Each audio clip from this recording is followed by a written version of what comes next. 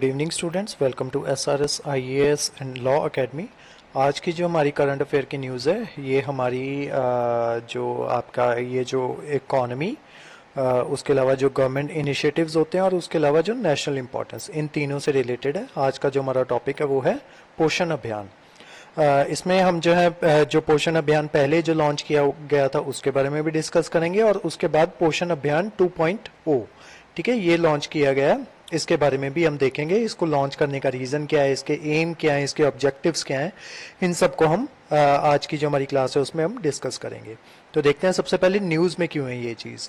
Recently under various interventions of ministry of women and child development jointly with ministry of AYUSH close to 4.37 lakh anganwadi centres. इन्होंने क्या किया है, 4.37 lakh anganwadi centres जो है उनको क्लोज कर दिया है एंड उनको क्लोज करके सेटअप की हैं पोषण वाटिकास। ठीक है, पोषण वाटिकास को सेटअप किया है। बेसिकली किया कुछ नहीं है, उन्होंने जहां पे आंगनवाड़ी चलाई जाती थी वहां पे उन्होंने पोषण वाटिकास, उसका बस नाम चेंज कर दिया कि उसको पोषण वाटिका कहा जाएगा। और ये किया किनके द्वारा, आपके लिए इंपॉर्टेंट क्वेश्चन, कि किन्होंने जो है ये जो पोषण वाटिकास जो है इस्टेब्लिश की हैं, किसके द्वारा की गई हैं, या कौन सी मिनिस्ट्री के द्वारा की गई हैं। तो ये ज्वाइंट इंप्लीमेंटेशन है किस किस की, ministry of women and child development और उसके साथ मिनिस्ट्री ऑफ आयुष। ठीक है, इन दोनों ने मिलकर पोषण वाटिकास जो है उनको इस्टेब्लिश किया है। अंडर द ऑन गोइंग पोषण माह, हर महीने हर साल में ये जो सितंबर का महीना होता है उसको एज ए पोषण माह सेलिब्रेट किया जाता है। तो अभी जो है पिछले महीने सितंबर के मंथ में, क्योंकि पोषण माह चल रहा था, तो अंडर द ऑन गोइंग पोषण माह 2022 activities for setting up of पोषण वाटिकास, पोषण वाटिकास जो है उनको सेटअप करने की एक्टिविटी की गई है, जिसमें कि जो उनका बैकयार्ड होगा वहां पे पोल्ट्री या फिर फिशिंग यूनिट्स जो है वो इस्टेब्लिश की जाएंगी और उसके अलावा वहां पे जो है खेती भी की जाएगी, मतलब वहां पे जो वेजिटेबल्स वगैरह हैं वहां पे वो भी लगाई जाएंगी। Additionally so far 1.10 lakh medicinal saplings have also been planted. Medicinal saplings वो सैपलिंग्स होती हैं या वो पौधे होते हैं, बेसिकली सैपलिंग्स का मतलब होता है छोटे छोटे पौधे, ठीक है, या पनीरी कह सकते हो आप, जिनका जो है मेडिसिनल यूज होता है। तो वो उनको भी जो सिलेक्टेड डिस्ट्रिक्ट्स ऑफ 6 स्टेट्स जो हैं वहां पे जो है मेडिसिनल सैपलिंग्स जो हैं वो प्लांट की गई हैं। कितनी, 1.10 लाख। कहां पे, पोषण वाटिकास में। नेक्स्ट, अब देखते हैं कि पोषण माह क्या है। The Rashtriya Poshan Maah is being celebrated during the month of September every year. हर साल जो है पोषण माह जो है सेलिब्रेट किया जाता है। ये किसके अंडर आता है, under Poshan Abhiyaan. It include a month long activity focused on antenatal care, optimal breast feeding, anaemia, growth monitoring, girls education, diet, right age of marriage, hygiene, sanitation and eating healthy food fortification. ठीक है, इन सब चीजों के ऊपर ये जो आपका ये जो पूरा मंथ होता है इनके ऊपर फोकस किया जाता है, इन सारी चीजों के ऊपर। अनीमिया हो गया, अनीमिया आपका हो जाता है कि जो जनरली देखा जाता है कि जो गर्ल्स की बॉडी होती है उसमें जो एचबी की अमाउंट होती है वो जनरली कम होती है। ठीक है, तो लैक ऑफ एचबी को अनीमिया कहा जाता है।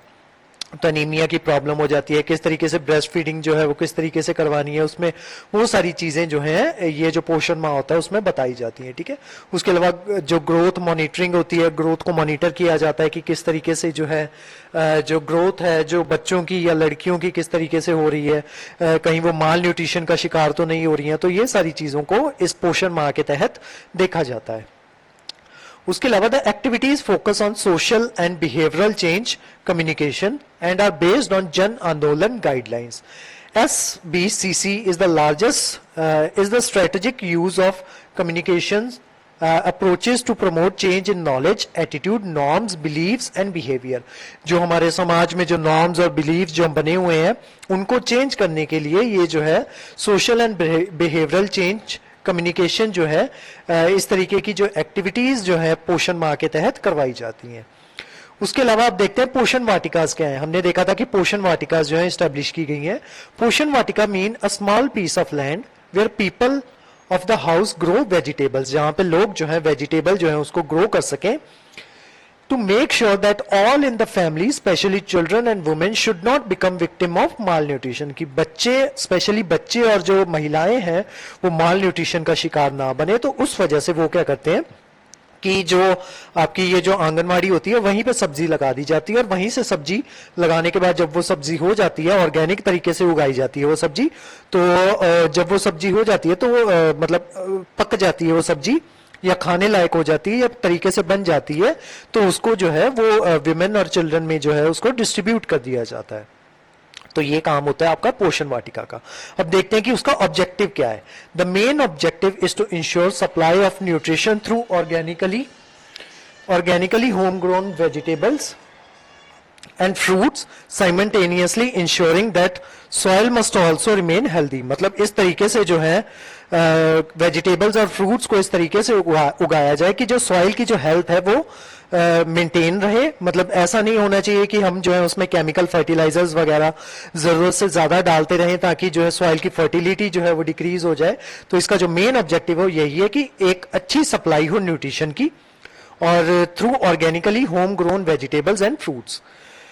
उसके अलावा इम्प्लीमेंटेशन इसकी कहां कहां पे करवाई जाती है। Implementation drives from Poshan Vatikas would be taken up by all the stakeholders in the space available at anganwadis, school premises and gram panchayat. Anganwadis हो गए, वहां पे ये जो पोषण वाटिकास जो है वहां पे स्टैब्लिश की जाएंगी, स्कूल प्रेमिसेस है वहां पे की जाएंगी, देन उसके अलावा जो ग्राम पंचायत है वहां पे की जाएंगी।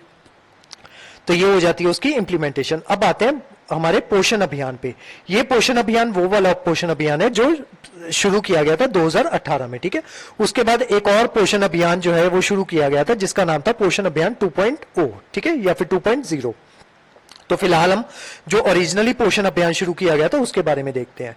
पोषण अभियान ये किया गया था, इसका दूसरा नाम है नेशनल न्यूट्रिशन मिशन, ठीक है। जैसा कि आप नाम से ही समझ सकते हो कि इसका क्या काम होगा, ठीक है। तो इसको एस्टेब्लिश किया गया था government, it was launched by the government on March 8, 2018। 2018 में इसको जो है लॉन्च किया गया था। इसका एम क्या था? The Abhiyaan target to reduce stunting. Stunting होता है कि जब जो ग्रोथ होती है ना वो रुक जाती है, मतलब आपकी हाइट जो है वो नहीं बढ़ती, या आप जो है माल न्यूट्रिशन का शिकार हो जाते हो, या आप अंडर न्यूट्रिशन हो जाते हो, ठीक है। तो रिड्यूस स्टंटिंग की जो स्टंटिंग जो है, जो आपकी ग्रोथ जो है वो रुक जाती है, तो उसको रिड्यूस करना है कि वो जो ग्रोथ है वो आपकी रुके नहीं।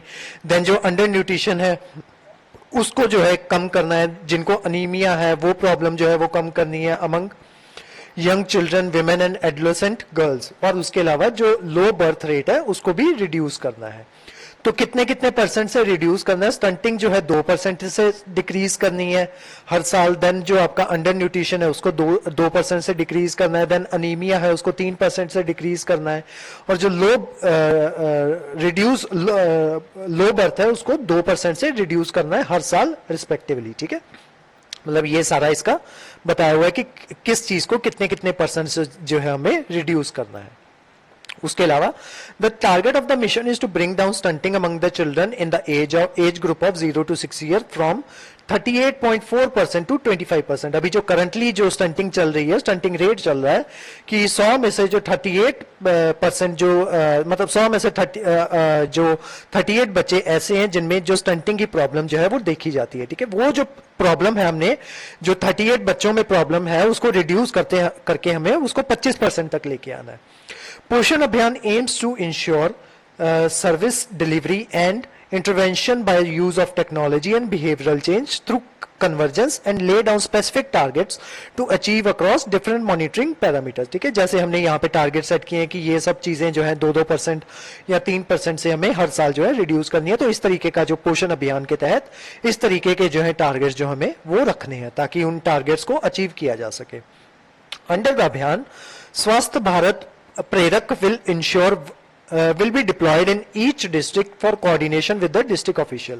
हर डिस्ट्रिक्ट में जो है स्वस्थ भारत प्रेरक जो है उसको डिप्लॉय किया जाएगा, जिसका काम ये होगा कि आपको जो है प्रेरणा देना या आपको जो है मोटिवेट करना कि इस तरीके से जो है आप जो अपने जो टारगेट्स हैं उनको अचीव करो, ठीक है। तो नाम से ही जैसे आपको इसका जो मतलब है वो क्लियर हो रहा है कि इसका काम क्या होगा। ये प्रेरक है तो इसका काम क्या होगा? आपको प्रेरणा देना या आपको मोटिवेट करना।